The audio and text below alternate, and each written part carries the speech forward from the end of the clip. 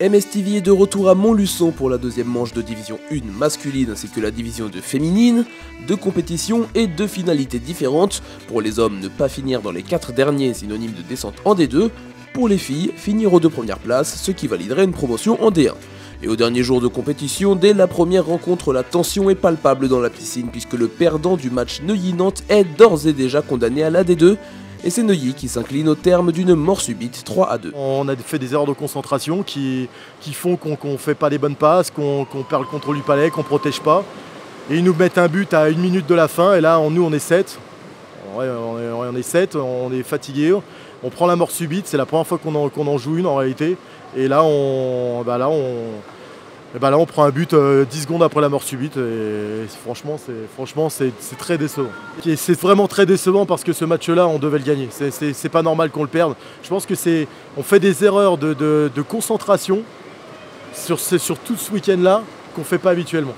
Et ça c'est pas pardonnable. Dès qu'on fait une erreur, on se prend tout de suite le retour dans la gueule, quoi. Dans l'autre match couperet de la matinée, c'est le Chennai qui se retrouve hors de l'élite suite à une défaite cinglante contre Lille 7-0. Et à la fin du match, le discours se voulait plutôt clairvoyant. Maintenant, il faut être lucide. Quand tu arrives, quand je dis toujours, quand tu vas à la guerre, si tu n'as pas les bons fusils, tu arrives avec un opinel, tu pries Dieu que le mec en face, il a aussi un opinel et que ça va se finir à la mano, c'est tout.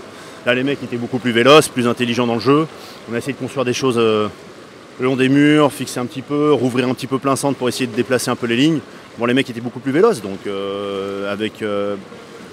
il y a eu pas mal de fautes d'arrêts réguliers qui n'ont pas forcément été sifflés, mais bon, c'est dans les deux sens, il n'y a pas débat là-dessus.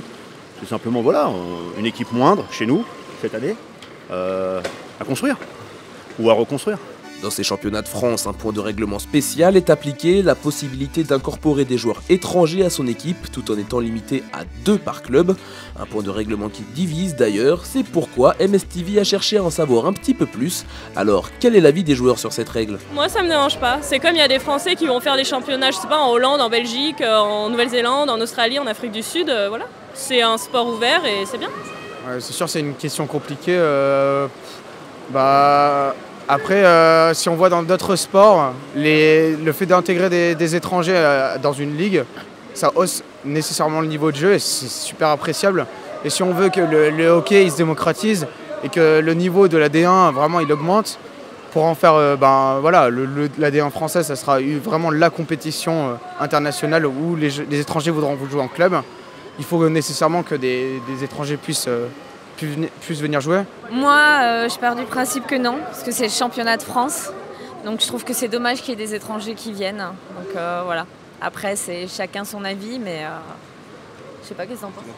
Moi, j'ai pas vraiment d'idée en fait, parce que ça reste des joueurs. S'ils sont licenciés, certes ils s'entraînent dans un autre pays, mais ils sont licenciés en France quelque part, donc je sais pas. Il y en a, ça oui, ça change un peu la donne, parce que s'ils s'entraînent dans un pays ou dans une équipe qui est très forte, par exemple, ça apporte un plus que dans le club de base il n'y a pas, mais sinon on apprend à jouer contre des équipes comme des gens plus forts et ceux qui sont dans l'équipe, ils apprennent d'autres choses, donc en fait je sais pas du tout. C'est un débat intéressant. Je pense que les étrangers peuvent apporter beaucoup parce que déjà d'une part ils sont limités à 2 par équipe et puis ça peut permettre globalement au championnat français de prendre en niveau et en attractivité. Du coup tous les clubs progressent grâce à eux. Donc le débat des étrangers, moi je suis pas forcément contre et je suis heureux, le prochain match on va jouer contre Le Puy en Velay qui a 2 Turcs dans son équipe, 2 Turcs champions du monde. Et moi je suis content de jouer contre eux parce que je sais que c'est des joueurs qui ont de l'expérience et qui vont imposer une certaine résistance. Ça va me permettre de découvrir d'autres choses, j'espère. Donc nous on n'est pas dans l'optique d'en prendre pour le moment, mais je suis quand même content de jouer contre des étrangers parce que ça nous permet de progresser et de voir d'autres choses. Un avis plutôt positif dans l'ensemble et justement nous sommes allés à la rencontre de ces 2 internationaux turcs champions du monde. Alors qu'est-ce qui les amène à vouloir jouer dans le championnat français? Level of the underwater hockey average, because they are really good in France, especially Division B, Division A. They're really good, high level quality. Also, we know people in years, also, and people are so nice. We've been contacting each other for a long time, also. So it's good to be here. Revenons maintenant à la compétition, plus précisément à la D2 féminine, avec tout d'abord l'équipe de Lannion qui l'emporte face à Marseille 6-4. Une victoire a priori anecdotique, mais pourtant d'une importance capitale pour le club d'Île-de-France. Pour nous, l'objectif c'était de gagner une place pour la D2 l'année prochaine. L'objectif est atteint. Donc maintenant, les matchs qui arrivent, c'est Voilà, c'est juste pour le fun. Et remonter le classement Voilà, malgré remonter. tout quand même. Oui, contre Marseille, c'est vrai qu'on a eu du mal à se mettre dans le jeu. C'était un petit peu mou au début et puis on a essayé d'augmenter la cadence, mais c'était un petit peu dur pour le premier match ce matin. Et le gros match de la journée côté D2 féminine, c'est l'opposition entre Moirans et Pessac en demi-finale, car l'équipe victorieuse voit son billet de montée en D1 directement composté. Et côté Moirans, la stratégie est déjà bien en place. Il va falloir qu'on remplisse les espaces, il va falloir qu'on joue en équipe, qu'on fasse des passes, parce qu'en face, c'est une équipe qui est assez forte, on a sensiblement le même niveau. Donc du coup, ça va jouer sur le mental et sur la ténacité. Ouais. Donc, du coup, on va devoir avoir le mental et garder l'énergie pour aller sous l'eau. Malheureusement pour elle, au terme d'un match ultra intense se finissant en mort subite, elle manque le coche face à Pessac qui réalise un véritable exploit en se qualifiant pour la D1 pour la première fois de leur histoire. Ouais, alors c'était un match très intense, on avait assez peur de Moirans parce que c'est une équipe qu'on a rencontrée déjà la dernière fois.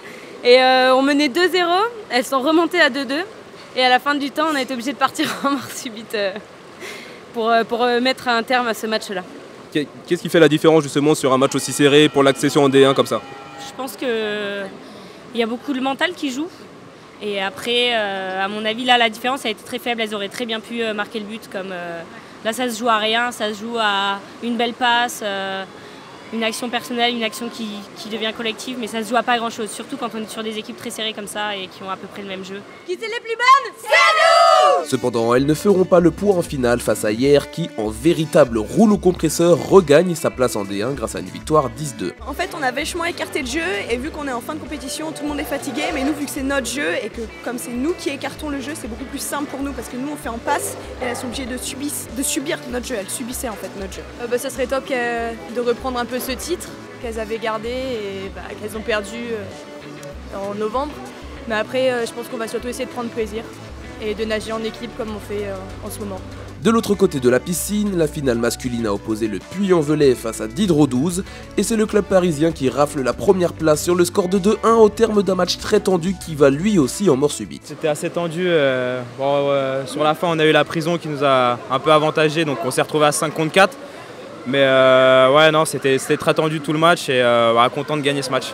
C'est surtout une fois qu'on a réussi à prendre l'ascendant psychologique, c'est là que tout se joue, on peut prendre des buts alors qu'on est en infériorité, tout est dans l'état d'esprit. Là, les mecs en voulaient plus que les autres, donc ils sont allés planter ce but et c'est ce qui nous fait gagner maintenant.